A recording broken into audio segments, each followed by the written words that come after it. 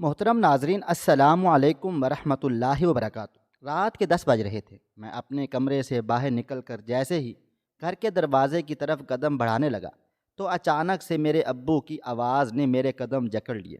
انہوں نے مجھے بلایا اور کہنے لگے، کہاں جا رہے ہو؟ آج رات کہیں مت جاؤ تو بہتر ہے، کیونکہ تمہاری بھابھی گھر میں اکیلی ہے۔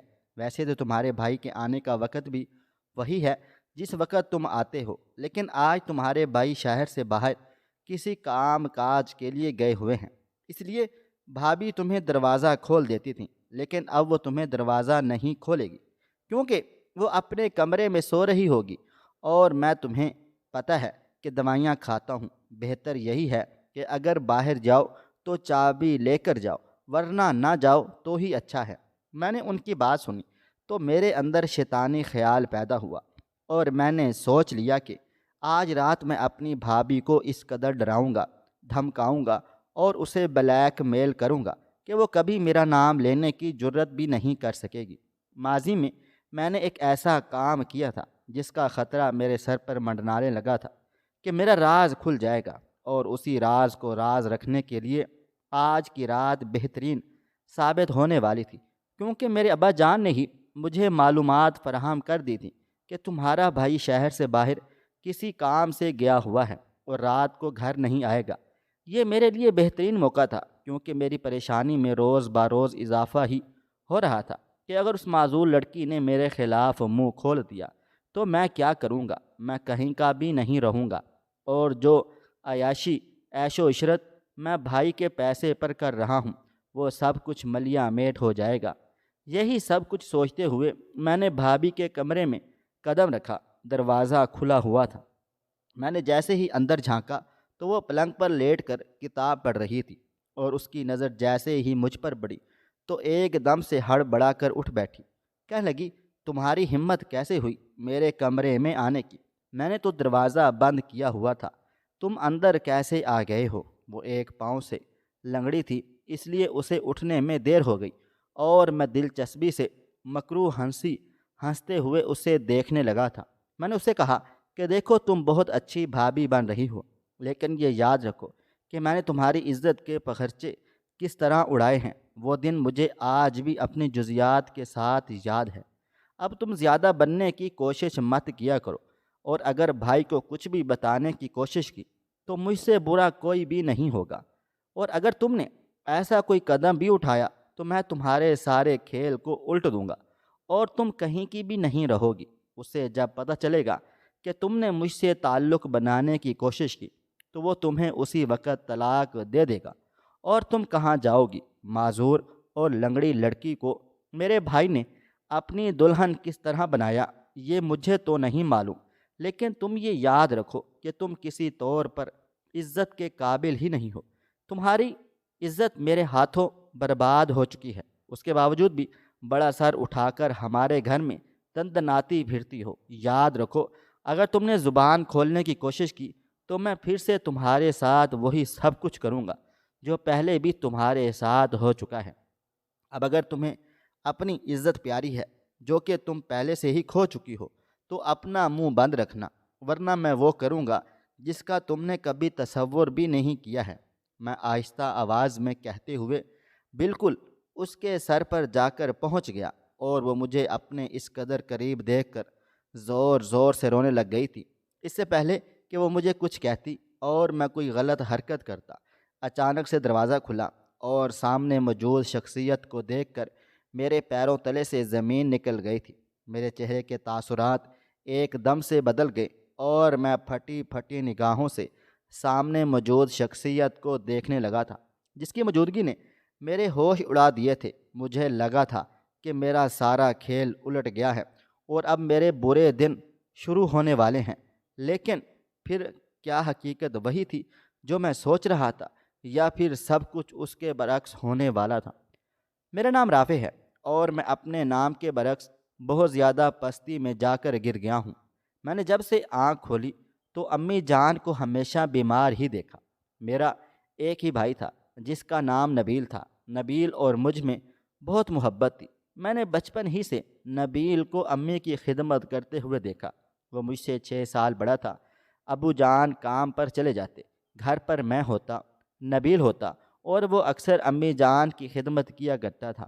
امی جان کو کوئی بیماری ہو چکی تھی، میں چھوٹا سا تھا، مجھے سمجھ نہیں آئی۔ جب میں 7 سال کا ہوا تو امی جان کا انتقال ہو گیا تھا۔ ویسے بھی میں نے ان سے کبھی محبت حاصل نہ کی، کیونکہ وہ ہر وقت بستر پر لیٹی رہتی۔ نبیل ان کے سارے کام کاج کرتا اور میں وہیں بیٹھ کر انہیں دیکھتا رہتا تھا۔ میرے سارے ضروری کام بھی نبیل کے ذمہ تھے۔ نبیل بھائی شروع سے ہی ایک بہت ذمہ دار اور فرما بردار بچہ تھا۔ امی جان کی وفات کے وقت میں نے اسے بہت زیادہ روتے ہوئے دیکھا تھا، جبکہ میرا دل بالکل خالی تھا۔ مجھے شروع سے ہی ان کی محبت ہی نہیں ملی تھی، اس لیے ان کے انتقال کے وقت میرے دل و دماغ میں ایسی کوئی بات موجود ہی نہ تھی۔ بس ایسا محسوس ہوا تھا کہ جیسے کوئی اپنا چلا تو گیا ہے، لیکن اس کے جانے سے میری زندگی میں کوئی خاص فرق نہیں آیا ہے۔ میں سکول جاتا تھا، نبیل بھائی کالج میں تھا، اور ابو جان روزگار کے سلسلے میں آفس میں ہوتے۔ میں جب سکول سے واپس آ جاتا تب بھی نبیل بھائی کالج میں ہی موجود ہوتے۔ یوں مجھے زیادہ سے زیادہ اکیلا پن میسر آیا، اور اس اکیلے پن نے مجھے کافی حد تک بگاڑ دیا تھا۔ میرے اندر بہت سی بری عادتیں پیدا ہو چکی تھی۔ رہی صحیح کسر میرے سکول میں موجود 2-3 ایسے دوستوں نے پوری کر دی، جن کی دوستی کو کوئی بھی قبول نہ کرتا تھا، اور میں نے ان کی دوستی کو قبول کر لیا تھا۔ تو میرے کردار میں سے بہت سے جھول پیدا ہو گئے جو نہیں پیدا ہونے چاہیے تھے۔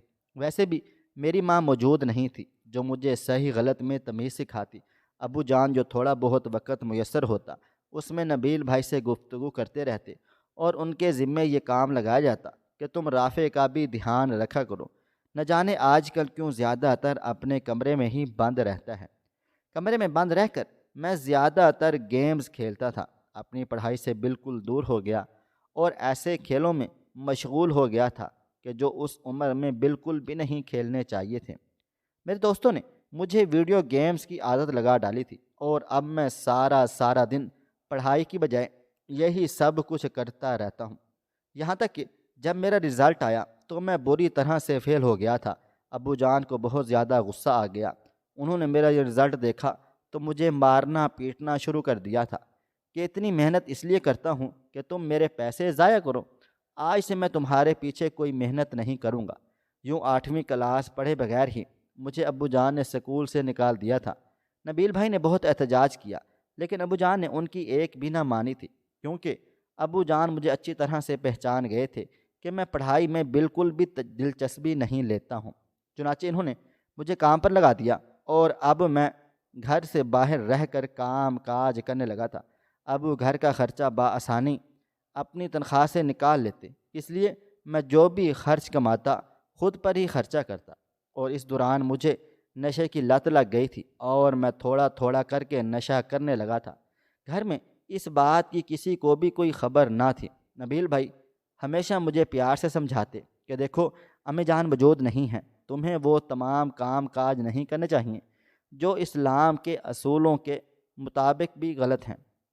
برے دوستوں کو صحبت میں بیٹھنا بند کر دو، کیونکہ انہوں نے 1-2 بار مجھے ایسے دوستوں کے پاس بیٹھے ہوئے دیکھا تھا جو پورے محلے میں برے مشہور تھے، اور سچ بات تو یہ تھی کہ میں نے ان کی پوری برائی اپنے اندر سمو لی تھی۔ میں لڑکیوں کو بھی چھیڑتا تھا، نشہ بھی کیا کرتا تھا، کبھی کبھی ان کے ساتھ شراب بھی پی۔ غرض میرے اندر ہر برائی پنپنے لگی۔ اسی دوران ابو جان کی نوکری ختم ہو گئی تھی تو انہیں سخت پریشانی ہوئی۔ میں جو کہ آوارہ بن گیا تھا، اس لیے مجھ سے تو بات چیت کرنا ہی بیکار تھا۔ انہوں نے نبیل بھائی کو کہنا شروع کر دیا کہ اب تم اپنی پڑھائی کے حوالے سے نوکری دیکھنا شروع کر دو۔ مجھ میں اب اتنی طاقت نہیں ہے کہ گھر کا سارا خرچے اکیلے اٹھا لوں۔ نبیل بھائی نے ابو جان کے کہنے پر نوکری تلاش کرنا شروع کر دی، اور انہیں بہترین نوکری مل گئی تھی، تو پڑھ لکھ کر اچھی جگہ پر نوکری کرنے لگے، اور میں آوارہ گردی کرنے لگا تھا۔ ابو جان اب مجھ سے ہر وقت نالاں رہتے تھے، مجھے باتیں سناتے رہتے، اور میں جو یہ سوچتا کہ مجھے سدھر جانا چاہیے، ان کی باتیں سن کر اور زیادہ بے راہ روی کی چل پڑا تھا۔ اسی دوران نبیل بھائی نے ابو جان کو مشورہ دیا کہ چھت پر 2 کمرے ڈال کر اگر ہم اسے کرائے پر چڑھا دیں تو ہماری آمدنی میں اچھا خاصا اضافہ ہو جائے گا۔ اور یوں اگر آپ میری اور رافع کی شادی بھی کریں گے تو گھر کا کوئی مسئلہ مسائل نہیں ہوگا۔ ابو جان نے نبیل کی بھائی کی بات سے اتفاق کر لیا اور انہوں نے جو بچت اپنی تنخواہ سے کی تھی اس سے چھت پر 2 کمرے ڈلوا دیے۔ یہ کام 6 مہینے کے عرصے میں پورا ہوا، اور پھر نبیل بھائی نے اپنے ہی کسی کولیگ کے جاننے والے ایک غریب رشتہ دار کو گھر کرائے پر دے دیا تھا۔ کرایہ زیادہ نہ تھا۔ میں پہلی بار جب کرایہ دار کو دیکھنے گیا تو کیا دیکھتا ہوں کہ ایک باپ موجود ہے اور اس کے ساتھ اس کی ایک لنگڑی جوان معذور بیٹی بھی وہاں رہ رہی ہے، جو کہ دکھنے میں بہت زیادہ خوبصورت تھی، حسین و جمیل تھی، لیکن اس میں ایک عیب تھا۔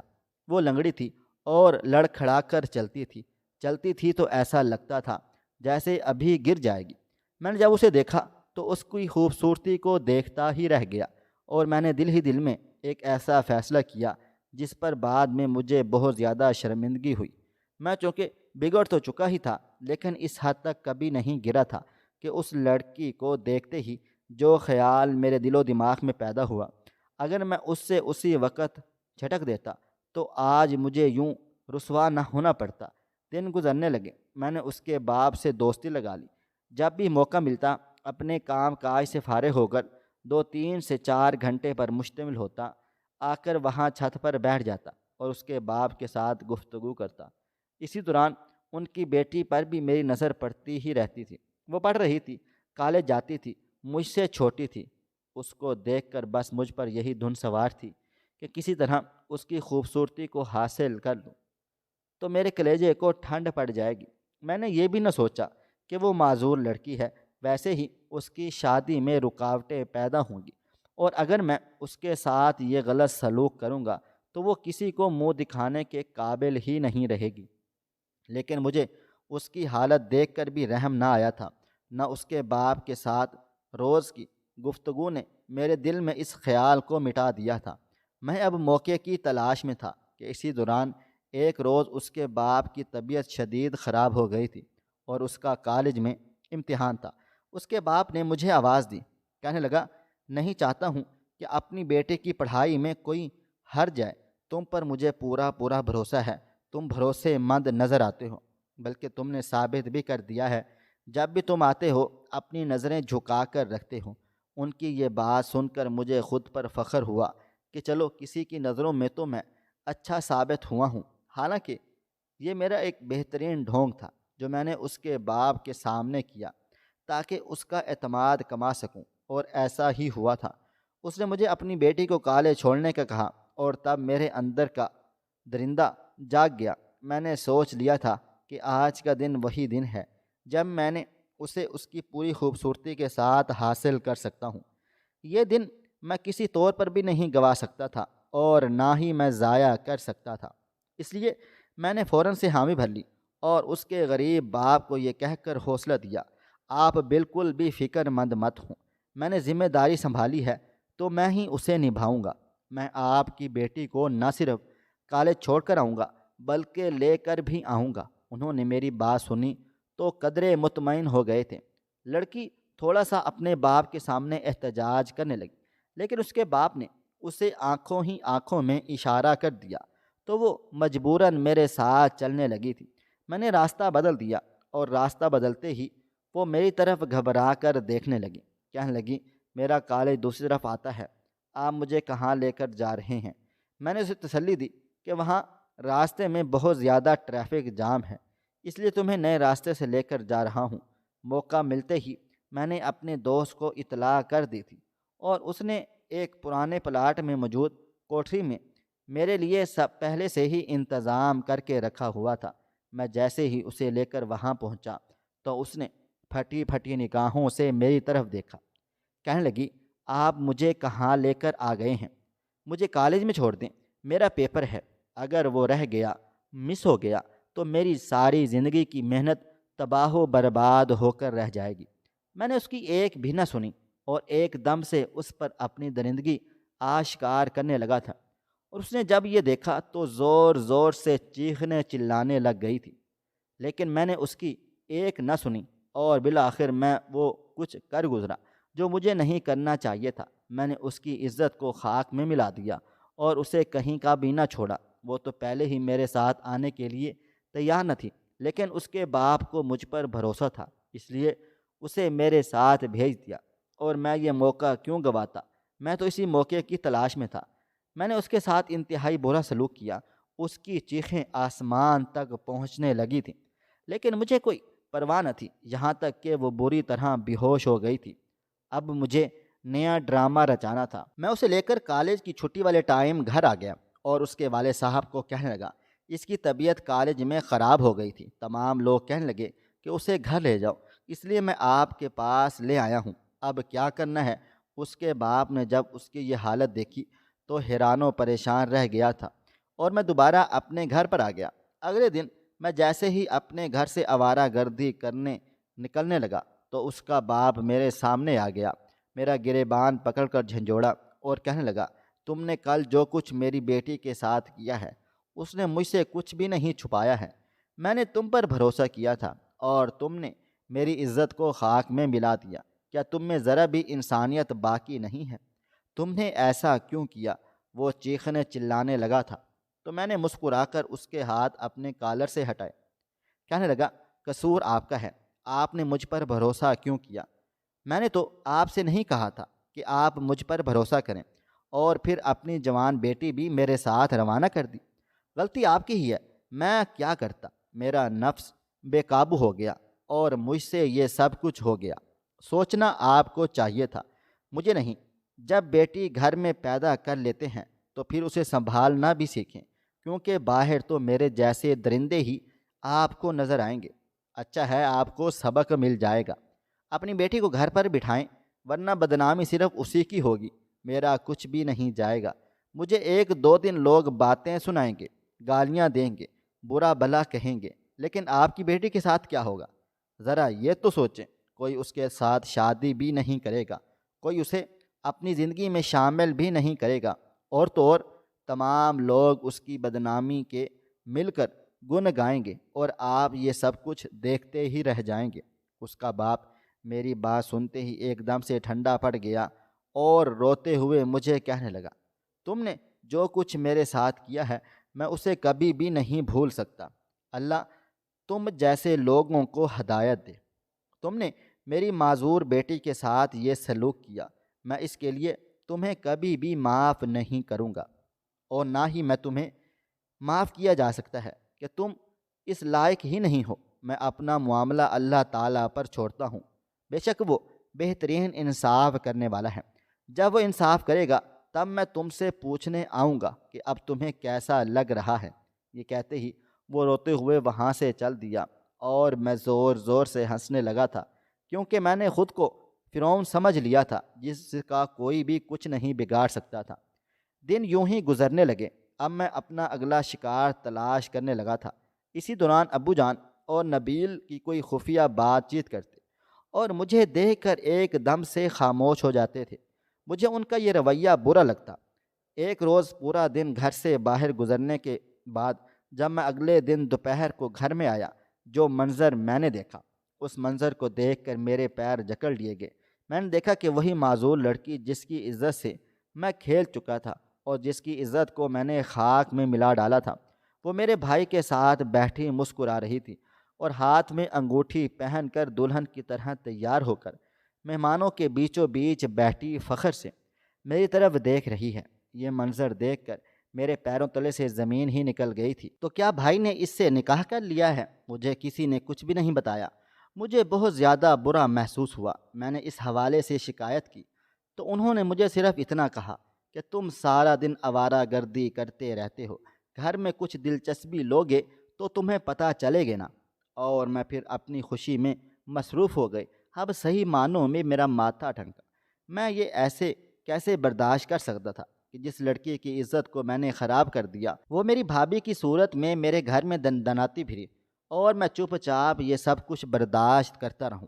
میرا خون کھولنے لگتا۔ میں جب بھی اسے اپنے گھر میں دیکھتا تو میرا دل چاہتا کہ میں ہاتھ پکڑ کر اسے اپنے گھر سے نکال دوں، اور وہ مجھے جذباتی نظروں سے یوں دیکھ کر کہتی کہ دیکھو تم نے میری عزت خراب کر ڈالی ہے، لیکن آج میں تمہارے ہی گھر میں تمہاری بھابھی بن کر عزت کے ساتھ سر اٹھا کر زندگی گزار رہی ہوں۔ اس کی یہ جتاتی نظریں مجھے اپنے جسم کے آر پار ہوتی محسوس ہوتی، اور میرا دل ایک بار پھر سے بدلے کی آگ میں جلنے کے لیے تیار ہونے لگا تھا۔ میں اس سے بدلہ لینا چاہتا تھا۔ میں نے اس کی عزت خراب کی تو اس نے میرے بھائی کی زندگی میں شامل ہو کر مجھے یہ جتایا کہ تمہارا ایک بھی منصوبہ کامیاب نہیں ہوا ہے اور میں تمہارے ہی گھر میں راج کر رہی ہوں۔ یہ بات مجھ سے بالکل بھی برداشت نہیں ہو رہی تھی۔ مجھے وہ لڑکی زہر لگنے لگی جو اس وقت بھابھی بن کر میرے گھر میں میرے بھائی اور ابو کا دل جیت رہی تھی۔ وہ معذور ہونے کے باوجود بھی بھاگ بھاگ کر ان کی خدمتیں کرتی، یہاں تک کہ اس نے ان دونوں کے دلوں میں اپنی قدر و قیمت بڑھا ڈالی۔ بھائی نے اپنی بیگم کے گیت گاتے نہ تھکتے اور ابو جان اپنی بہو کی تعریفیں کرتے تھکتے نہیں تھے۔ ان دونوں کو جب میں یوں دیکھتا تو مجھے اپنی بھابھی پر بے پناہ غصہ آ جاتا۔ میں نے اس کی عزت کو تار تار کیا اور وہ میرے ہی سامنے میرے بھائی اور ابو جان کو میرے خلاف کرنے لگی تھی، میرے مقابلے میں آ کر کھڑی ہو گئی تھی۔ اس کی اس جرت پر مجھے بے پناہ غصہ آتا۔ اب میں خود موقع کی تلاش میں تھا۔ بھائی نے تو ایک ایسا کام کیا تھا جسے دیکھ کر میرے ہوش و حواس ہی اڑ سے گئے تھے۔ بھلا میں یہ کیسے ہونے دے سکتا تھا؟ کبھی کبھی میں یہ سوچتا کہ کہیں بھائی کو ساری حقیقت پتہ تو نہیں چل گئی اور انہوں نے ہمدردی میں بھابھی سے شادی تو نہیں کی، لیکن پھر خود ہی اپنی سوچ پر لعنت بھیجتا کہ ایسی لڑکی کو بھلا کون اپنی زندگی میں شامل کرے گا جو ایک رات کے لیے ہی صحیح کسی اور کے بستر کی زینت بن چکی ہے۔ اب میں موقع کی تلاش میں تھا، کیونکہ مجھے یہ ڈر بھی تھا، خوف تھا کہ اگر اس نے منہ کھول دیا تو جو عیاشی میں بھائی اور ابو جان کے پیسوں پر کر رہا تھا وہ سب کچھ تباہ و برباد ہو جائے گا، اور میں موقع کی تلاش میں تھا کہ کب موقع ملے گا تو میں اسے بلیک میل کروں گا اور اسے اپنا منہ بند کرنے کو کہوں گا، کیونکہ مجھے ڈر تھا کہ کہیں نہ کہیں وہ بدلہ لینے کے لیے ہی اس گھر میں آئی ہے اور وہ مجھ سے بدلہ لے کر ہی رہے گی۔ ایک دن مجھے موقع مل ہی گیا تھا جب ابو جان نے مجھے ہدایت کی کہ اپنی آوارہ گردی بند کرو، تمہاری بھابھی تمہاری نوکر نہیں ہے جو تمہارے لیے اٹھ کر دروازہ کھولے گی۔ ویسے بھی تمہارا بھائی گھر پر موجود نہیں ہے، شہر سے باہر گیا ہوا ہے، اس لیے اٹھتی تھی تو تمہیں بھی دروازہ کھول کر دے دیتی تھی، لیکن اب وہ تمہاری نوکر نہیں ہے۔ چنانچہ اپنی سرگرمیوں پر نظر ثانی کرو اور چابی لے کر جاؤ یا پھر خود ہی اندر آنے کا انتظامات کرو، تمہیں کوئی بھی دروازہ نہیں کھولے گا۔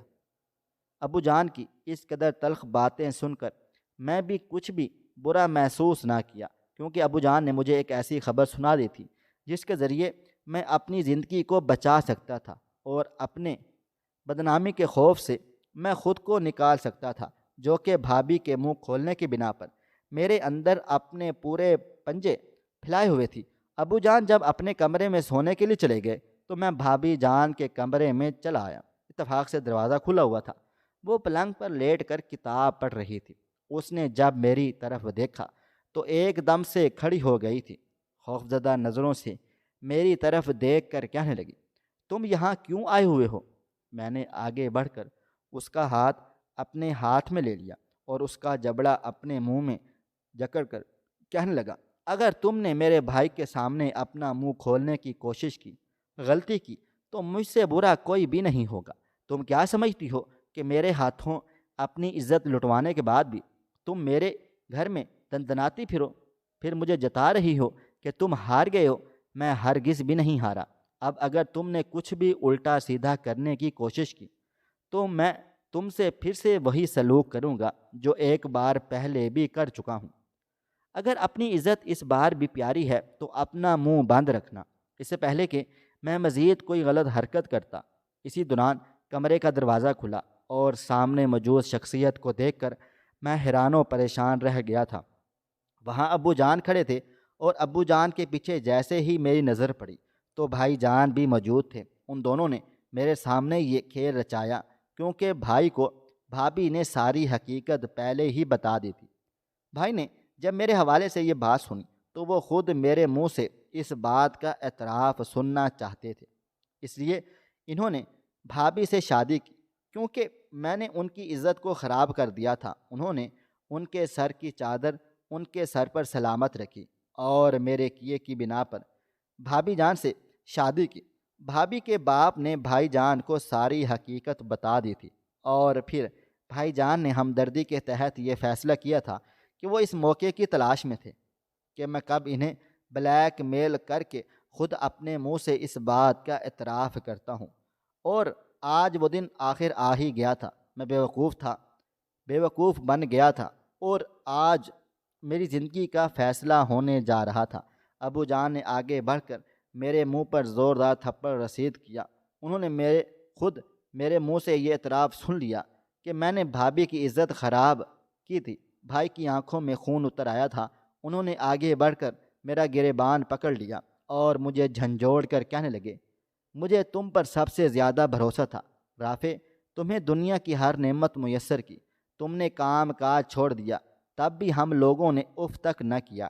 اپنے حلال کے پیسے سے تمہاری حرام کی عیاشیاں پوری ہوتی رہیں، لیکن تب بھی تمہیں ہوش نہ آیا اور تم اتنے بڑے گناہ کا مرتکب ہو گئے تھے۔ تمہیں کیا لگتا ہے کہ میں تمہیں معاف کر دوں گا؟ نہیں نہیں، میں ہرگز بھی تمہیں معاف نہیں کروں گا، بلکہ میں تمہیں کیفر کردار تک پہنچا کر ہی رہوں گا۔ جو کچھ تم نے کیا وہ قابل معافی ہرگز بھی نہیں ہے۔ اس کی جگہ کوئی اور بھی ہوتا تو میں یہی سب کچھ کرتا۔ تم ذرا دیر کے لیے بھی یہ سوچ سکتے ہو کہ اس کی جگہ اگر تمہاری بہن ہوتی تو تمہارا کیا رد عمل ہوتا۔ میں ان سے معافیاں مانگنے لگا، لیکن اب معافیوں سے بات آگے بڑھ چکی تھی۔ بھابھی نے بہت ہمت حوصلہ کیا اور شادی سے پہلے ہی میرے بھائی نبیل کو ساری حقیقت بتا ڈالی تھی۔ نبیل بھائی کے فیصلے کو سن کر اس نے حامی بھر لی اور کہ رافع کو سزا دینے کے لیے وہ ان سے شادی کرنے کے لیے تیار ہے۔ نبیل بھائی اب کسی طور بھی اپنی بیوی کو نہیں چھوڑ سکتے تھے، اور اپنی بیوی کو استعمال کر کے انہوں نے میرے سامنے میرے منہ سے سچ سننا چاہا تھا۔ آج میری معذور بھابھی بھی اس حقیقت کو ان دونوں کے سامنے لانے میں کامیاب ہو گئی تھی۔ بھائی جان نے مجھے جیل میں بند کروا دیا اور میرے خلاف زنا کا مقدمہ دائر کروا دیا۔ مجھے پورے 20 سال قید کی سزا ہوئی ہے۔ عدالت نے انہیں سزا کم کروانے کی اپیل کی سہولت دی، لیکن بھائی جان نے یہ کہہ کر ٹھکرا دیا کہ رافع نے آج تک جتنا دکھ ہمیں پہنچایا ہے، 20 سال بھی اگر وہ جیل میں گزارے تو کم ہے۔ میں تو اسے عمر بھر قید کی سزا دلوانا چاہتا تھا۔ اپنے بھائی نبیل کے منہ سے یہ سنا تو زاروں قطار رونے لگا تھا، اور آج جیل کی سلاخوں کے پیچھے اپنی زندگی کے باقی ماندہ دن گزار رہا ہوں۔ بھابھی نے بھی ہمت کی، اپنی بدنامی کے ڈر سے چپ نہ رہی اور میرے بھائی جان کو سب کچھ بتا ڈالا۔ انہوں نے میرے ساتھ کھیل کھیلا اور میں اس میں بری طرح پھنس گیا تھا۔ آج میں عمر کا ایک بہت بڑا حصہ جیل میں گزار کر اپنی سزا ختم ہونے کا انتظار کر رہا ہوں۔ اب میری زندگی میں کچھ بھی باقی نہیں ہے۔ اپنے نفس کے ہاتھوں بے قابو ہو کر میں نے زندگی میں ہر برا کام کیا، اور اب جب اللہ تعالیٰ نے میری رسی کھینچ لی تو میں کوٹھی نما جیل میں بیٹھا کئی بار استغفار کر چکا ہوں، لیکن میری سزا ختم نہیں ہو رہی ہے۔ شاید اللہ تعالیٰ نے مجھے ابھی معاف نہیں کیا ہے، لیکن مجھے امید ہے کہ ایک نہ ایک دن وہ مجھے ضرور معاف کر دے گا۔ جیل میں ہی مجھے اطلاع ملی ہے کہ میرے بھائی جان کے گھر میں ایک خوبصورت سا بیٹا پیدا ہوا ہے، اور وہ دونوں ایک خوشحال ازدواجی زندگی گزار رہے ہیں، جبکہ میں اپنے کیے گئے گناہوں کی سزا بھگت رہا ہوں اور ابھی تک جیل کی سلاخوں کے پیچھے سڑ رہا ہوں۔ اس بات کے انتظار میں ہوں کہ کب میری سزا ختم ہوتی ہے اور کب اللہ تعالیٰ سے مجھے معافی ملتی ہے۔ عورتوں پر جو ظلم ہمارے ہاں عورتیں کر رہی ہیں، ان کا ذکر کسی سوشل میڈیا پر نہیں، حالانکہ وہ مرد کے مظالم سے زیادہ ہے۔ ساس کے بہو خلاف اور بہو کے ساس کے خلاف، نند کی بھابھی اور بھابھی کی نند کے خلاف سازشیں اور ایک دوسرے کی زندگی کو اجیرن کر دینا عام سی بات ہے۔ اور تو اور ماں اکثر و بیشتر بیٹے کو اکسا کر بیوی کو پٹواتی ہے کہ بیٹے کی پیدائش منحوس ہے، یہ تو بیٹیاں ہی پیدا کر رہی ہے۔ یہ تانے عورت کو مرد نہیں بلکہ عورتیں ہی دیتی ہیں۔ تو یہ ہیں ہمارے معاشرے کے اکثر گھروں کے مسائل، لیکن یہاں ظلم عورت کرتی ہے تو اس پر خاموشی ہے۔ ایک سروے کر کے دیکھیے گا کہ گھروں پہ بیٹھی خواتین جن کی اکثریت ہے کو زیادہ مسائل مردوں سے ہیں یا عورتوں سے، تو سارا پول کھل جائے گا۔ لیکن عورتوں کے مسائل حل کرنے سے دلچسپی ہے کسے بھلا؟ یہاں تو ڈالروں کے عوض ایجنڈے بیچنا مقصود ہے۔ خواہش صرف اتنی ہے کہ کچھ الفاظ لکھوں جسے کوئی گمراہی کے راستے پہ جاتے جاتے رک جائے، اور نہ بھی رکے تو سوچ میں ضرور پڑ جائے۔ پیارے دوستو، امید کرتا ہوں کہ آپ کو یہ ہماری کہانی پسند آئی ہوگی۔ کہانی پسند آئی ہو تو ویڈیو کو لائک کریں، کومنٹس کریں، شیئر کرنا بالکل بھی نہ بھولیں۔ اور ہاں، اگر آپ لوگ اس چینل پر نئے ہیں تو اس چینل کو سبسکرائب ضرور کر لیجئے گا اور نوٹیفیکیشن کو ضرور دبا دیجئے گا تاکہ آنے والی کہانی سب سے پہلے آپ کو مل سکے۔